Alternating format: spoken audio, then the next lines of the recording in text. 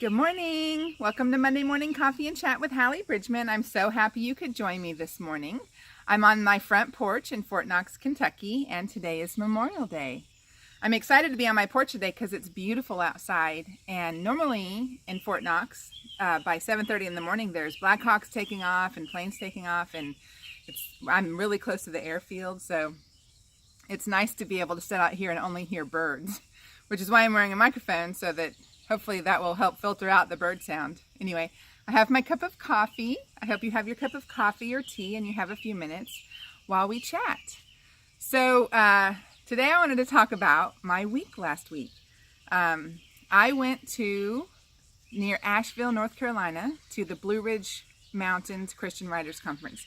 And this is a huge Christian Writers Conference. They had record-breaking attendance. The last count that they told us before everything started was 511 registrants, but that they had several more since that count was given. And it's all different kinds of Christian writing. There was poetry and nonfiction and fiction, and it just was this incredible conference that takes place at the Ridgecrest Conference Center that is owned by Lifeway. And so my daughter Kaylee came to take care of the boys since they had school and baseball, and Greg and I left last Saturday on our way to Asheville. And so as a precursor, I'm going to say that a couple years ago, when I was updating my website, I heard, this voice in my mind and heart and probably in my ear tell me that I had to add a speaking tab, which means that if you're on my website, there's a tab to press, and it takes you to how to get Hallee, to come and speak. And I am not a public speaker. Well, I wasn't. And I'm also incredibly introverted. And a lot of writers are.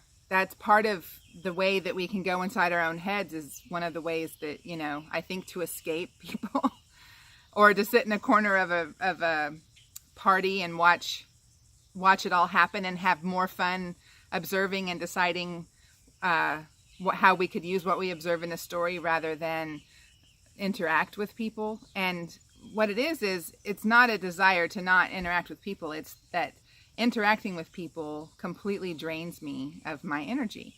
And it does it in a way that's like mentally and emotionally exhausting.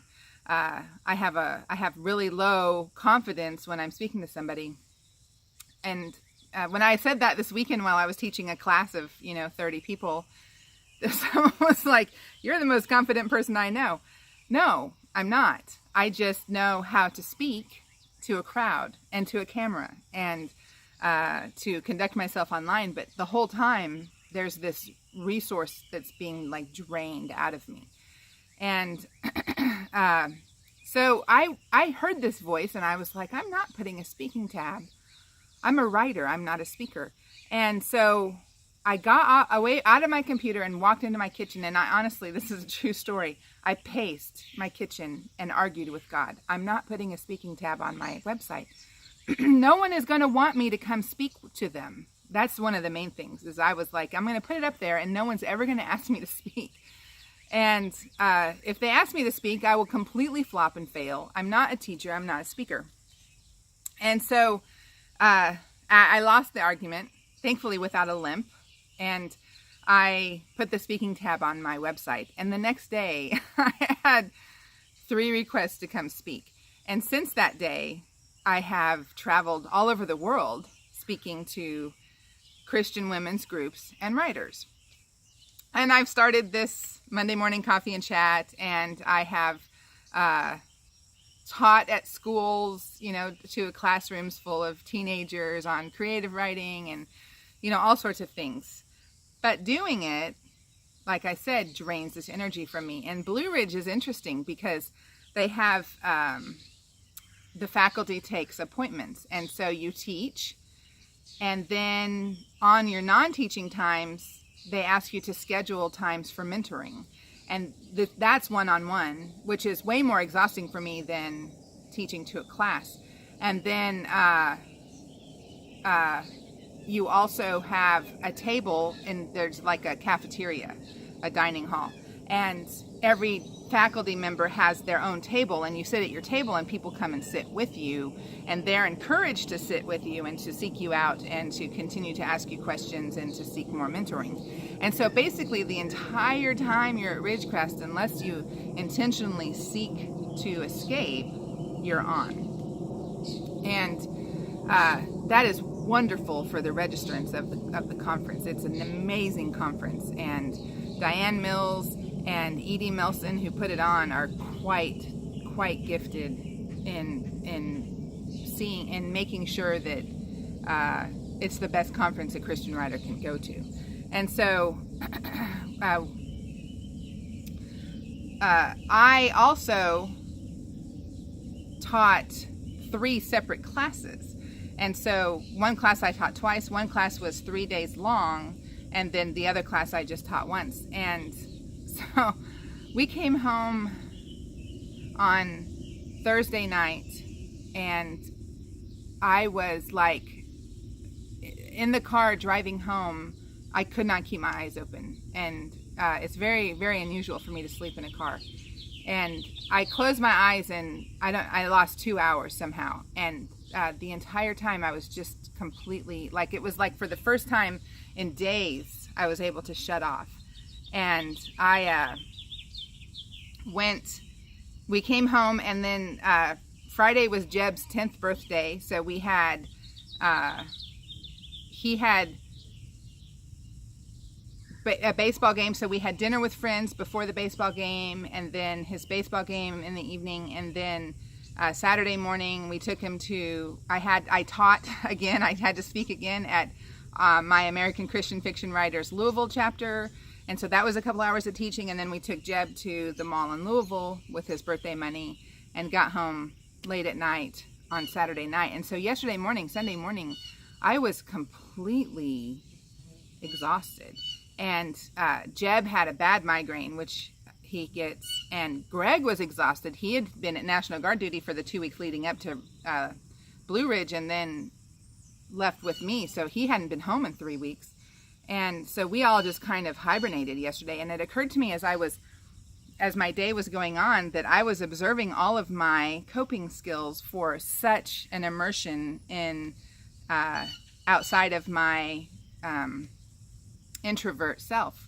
And so it was like I was laying in my bedroom on the bed watching a movie on my phone instead of interacting with my family.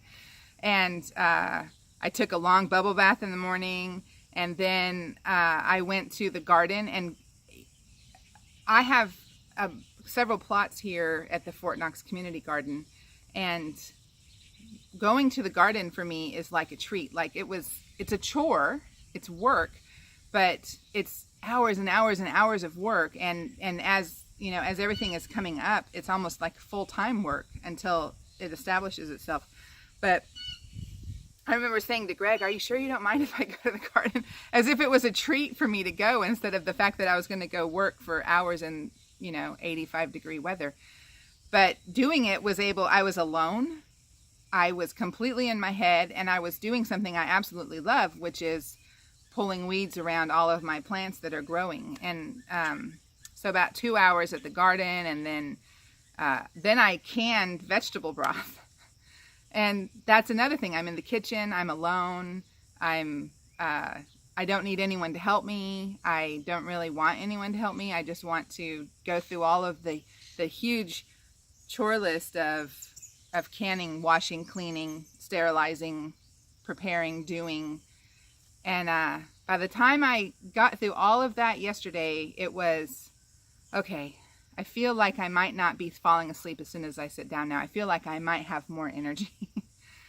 And I didn't have this thing in my mind of I'm not doing my Monday morning chat because it's Memorial Day in my mind anymore, because that was where I was, because it would have been interacting. As much as it's me just talking to a camera, it's still me coming out of an introvert shell, and that's, tapping into my exhaustion. So anyway, So that was my week last week, and why I've been so absent from email and correspondence and anything to do with people. It's because I was so immersed with people, and so anything that came to me otherwise, I would look at it and be like, oh, I have to reply to that, but I'll wait. And so today is going to be spent. I have people coming over for a barbecue, and I have buns to make and food to prepare, but otherwise I'm going to be slowly going through all of this correspondence that I have avoided doing because I didn't want to talk to anyone. So I hope you have a great Memorial Day for those of you who are in the United States. It is not Veterans Day. This is my public service announcement. Don't thank a veteran for their service. Just in your heart and mind, honor the people that have given their lives in service to this country.